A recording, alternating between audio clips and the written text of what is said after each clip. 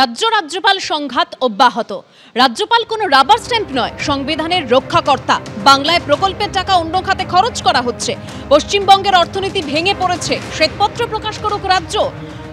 রাজ্যপালকে মুখ্যমন্ত্রীর তথ্য দেওয়া বাধ্যতামূলক মন্তব্য করেছেন রাজ্যপাল সিভি আনন্দ বোস। রাজ্যপাল সংঘাত অব্যাহত। রাজ্যপাল কোনো রাবার স্ট্যাম্প নয়, সংবিধানের রক্ষাকর্তা। সিভি আনন্দ বোস তিনি বলছেন, পশ্চিমবঙ্গের অর্থনীতি ভেঙে পড়েছে, শ্বেতপত্র প্রকাশ করুক রাজ্য। রাজ্যপালকে মুখ্যমন্ত্রীর তথ্য দেওয়া বাধ্যতামূলক, মন্তব্য রাজ্যপালের। The concept of the passive governor has given way to the concept of the active governor. Now the Honorable Prime Minister also suggested that the governor should take a very proactive role in the implementation of the various projects and programs meant for the welfare of the common man. My Bharat, Ek Bharat, Shrestha Bharat, Viksit Bharat. There are so many new initiatives of the Prime Minister which is meant to address the grievances and the felt needs of the people. Governors are asked to monitor it effectively in the field. There is a financial meltdown or a breakdown in Bengal. There are reasons for this. The norms of expenditure, the norms governing financial management have been ignored totally. Funds are diverted. Funds which are meant for the amelioration of poverty are used for other purposes. There is avoidable luxury in government. I asked for a white paper because I find there is a kind of financial breakdown in the state.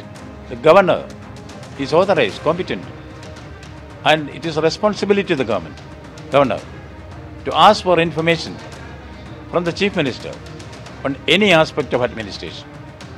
That is mandatory on the Chief Minister to provide such information to the governor. আমাদের সঙ্গে এই মুহূর্তে telephone লাইনে রয়েছেন তৃণমূলের রাজ্য সহসভাপতি জয়প্রকাশ মজুমদার। জয়প্রকাশ দা, রাজ্যপাল সিভি আনন্দ বোস তিনি বলছেন বাংলার প্রকল্পের টাকা অন্য খাতে খরচ করা হচ্ছে এবং সেখানে ৯-৬ হচ্ছে টাকা, তার জন্য শ্বেতপত্র প্রকাশ করুক রাজ্য, এবং মুখ্যমন্ত্রী বাধ্য রাজ্যপালকে তথ্য দিতে। না, ফিনান্সিয়াল ব্যাপারে বাধ্য নয় মুখ্যমন্ত্রী রাজ্যপালকে তথ্য দিতে। মুখ্যমন্ত্রী নির্বাচিত রাজ্য সরকার চালানোর জন্য, আর তাকে সহযোগিতা করতে বাধ্য রাজ্যপাল। রাজ্যপাল আজকে যেটা বলেছেন সম্পূর্ণ একটা কথা। প্রধানমন্ত্রী অনেক জনহিতকর কাজ করছে বলে তিনি বলছেন, তাহলে বিজেপির হয়ে বলুন না। তিনি রাজ্যপালকে অ্যাপয়েন্ট করে রাষ্ট্রপতি, প্রধানমন্ত্রী নয়। তিনি এটাই ভুলে গেছেন।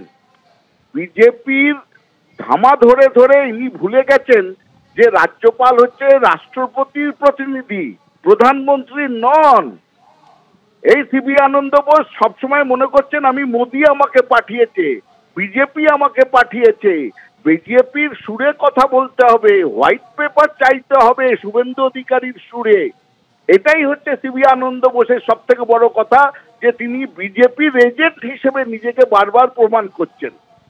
এই একটা কথাতেই প্রমাণিত যে তিনি যখন প্রধানমন্ত্রীর কথা বলছেন বারবার, রাষ্ট্রপতি দ্বারা মনোনীত তিনি এসছেন সংবিধানের ধারা অনুযায়ী নির্বাচিত সরকারকে সহযোগিতা করতে, আর তিনি পদে পদে বাধা তৈরি করে, সে ভাইস চ্যান্সেলরই হোক আর অন্য কাজে হোক, বিধায়কদের শপথ হোক, এবং সমস্ত কাজে তিনি নির্বাচিত সরকার কিভাবে বিব্রত করা যায়, বিপদে ফেলা যায় সেই দিকে নজর, এবং সেটা করছেন বিজেপির এজেন্ট হিসেবে। আমরা তীব্র ধিক্কার জানাচ্ছি, এবং নারীদের ওপর অত্যাচার করা এই রাজ্যপালকে ইমিডিয়েট যেন কেন্দ্রীয় সরকার সরিয়ে দেয়। শ্লীলতাহানি করার মতন একজন রাজ্যপাল, ক্যারেক্টারলেস রাজ্যপালকে পশ্চিমবঙ্গে দরকার নেই।